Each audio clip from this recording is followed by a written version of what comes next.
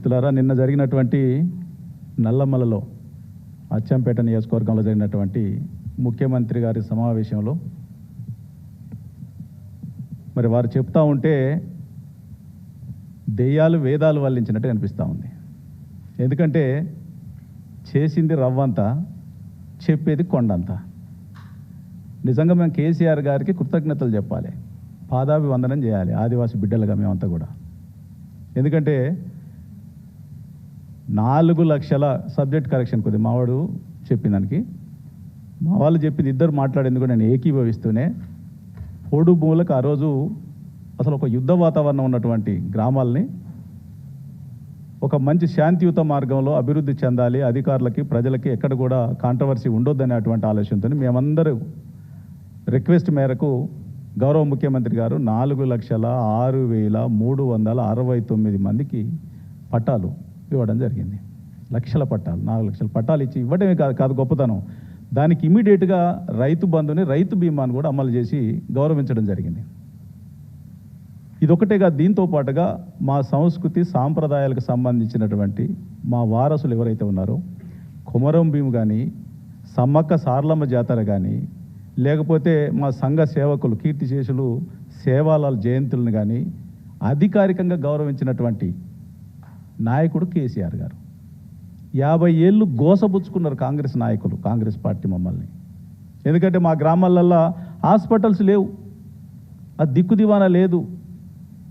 వర్షాకాలం వస్తే అదొక పెద్ద లంక దీవులు ఉన్నట్టుండేటువంటి పరిస్థితి, రవాణా సౌకర్యం లేదు, డాక్టర్లు లేరు, మందులు లేవు, నాటు వైద్యం దిక్కనటువంటి పరిస్థితిలో తెలంగాణ రాష్ట్రం ఏర్పాటు చేసిన తర్వాత ప్రతి నియోజకవర్గ హెడ్ క్వార్టర్లో 100 పడకల హాస్పిటల్ ఏర్పాటు చేయడం, పిహెచ్సిలు ప్రతి గ్రామానికి తీసుకుపోవటం, అట్లాగే గ్రామానికి కూడా దవాఖానాలు ఏర్పాటు చేయడం, డాక్టర్లను నియమించడం, అట్లాగే గురుకులాలు ఏర్పాటు చేసి విద్య పట్ల ప్రత్యేక శ్రద్ధతోని గురుకులాలు ఏర్పాటు చేసి, అట్లాగే ఓవర్సీస్ స్కాలర్షిప్ కూడా మాకు అందించి విదేశీ విద్యకు కూడా సహకరించినటువంటి మహానుభావులు కేసీఆర్ గారు. ఇవాళ ఏదో వచ్చేసి మేము ఇచ్చిన దాన్ని ఏదో వండి పెడితేనట, వండిన దాన్ని ఏదో పలారం పెంచినట్టు ఏదో వచ్చి ఒక నలుగురికి ఇచ్చి ఓహో ఆహా అని చెప్పుకుంటే ఆదివాసులు ఎవరు సహించరు మిమ్మల్ని, మీరు పెట్టినటువంటి గోస. ఇవాళ ప్రతి గూడానికి, ప్రతి తండాకి ఇవాళ మిషన్ భగీరథ ద్వారా ఈరోజు అసలు మంచినీళ్ళు బ్రహ్మాండంగా వస్తాయి. ఆ రోజు నీళ్లు దొరికే పరిస్థితులు, చెలిమేలు, వాగులు, వంకలే దిక్కైనటువంటి మా గ్రామాలకు బంజారా హిల్స్లో ఉన్నటువంటి మినరల్ వాటర్ బాటిల్ ఎట్లా తాగుతూ ఉన్నారో అట్లా మిషన్ భగీరథ ద్వారా శుద్ధి చేసినటువంటి మంచి నీళ్ళని అందించినటువంటి మహానుభావులు కేసీఆర్ గారు. ఆరోగ్యం పట్ల, విద్య పట్ల మా గ్రామాలలో వీధి దీపాలు లేవు, ఎప్పుడు దీపాలే దిక్కున్నటువంటి పరిస్థితి మాకు. అటువంటి గ్రామాలకు 3 ఫేజ్ కరెంటుతో సహా పోడు భూములకి మాకు 4 లక్షల ఎకరాలకు పైచులకు ఇచ్చినప్పటికి కూడా పట్టాలు ఇచ్చి రైతు బంధు అమలు చేసి ఇవన్నీ చేసిన తర్వాత కూడా సార్ మాకు నారుబోసిలో నీళ్ళు పెట్టరా అన్నట్టుగానే అడిగితే ఇమీడియట్గా 3 ఫేజ్ కరెంట్ కూడా 200 కోట్ల రూపాయలు ఇమీడియట్గా మంజూరు చేసి మీకు ఎంతైనా కానీ గిరిజన గ్రామాలను కూడా అభివృద్ధి చెందాలి అని చెప్పేసి ఇచ్చినటువంటి మహానుభావుడు.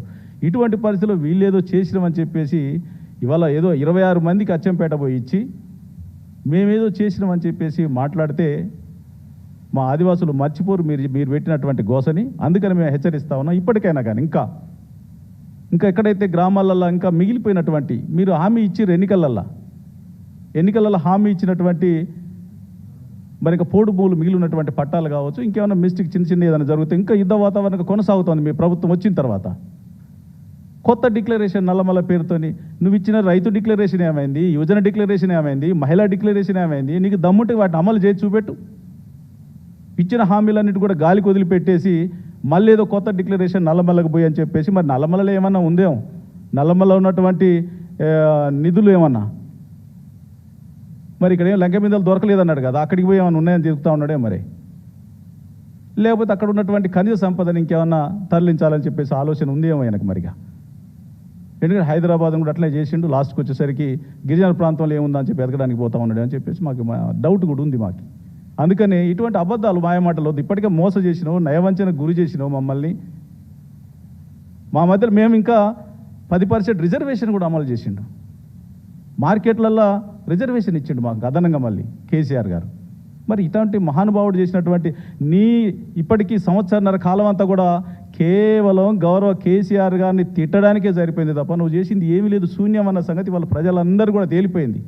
పాలేందో నీళ్ళేందో తేలిపోయింది. ఇంకా నువ్వు అబద్ధాలు మాయమాటలు ఇప్పటికైనా కానీ ఉన్నటువంటి కాలంలో ఇంకా వెనుకబడినటువంటి వర్గాలకు మీరు ఇంకా మా ఆదివాసీ దళిత సోదరులకు ఏం చేయాలనుకుని మీరు హామీ ఇచ్చారు అవన్నీ అమలు చేసి చూపెట్టండి తప్ప ఇటువంటి మాయమాటలు చెప్తే సహించేది లేదు. ఎక్కడ కూడా మేము ఊరుకునేటువంటి ప్రసక్తే లేదు.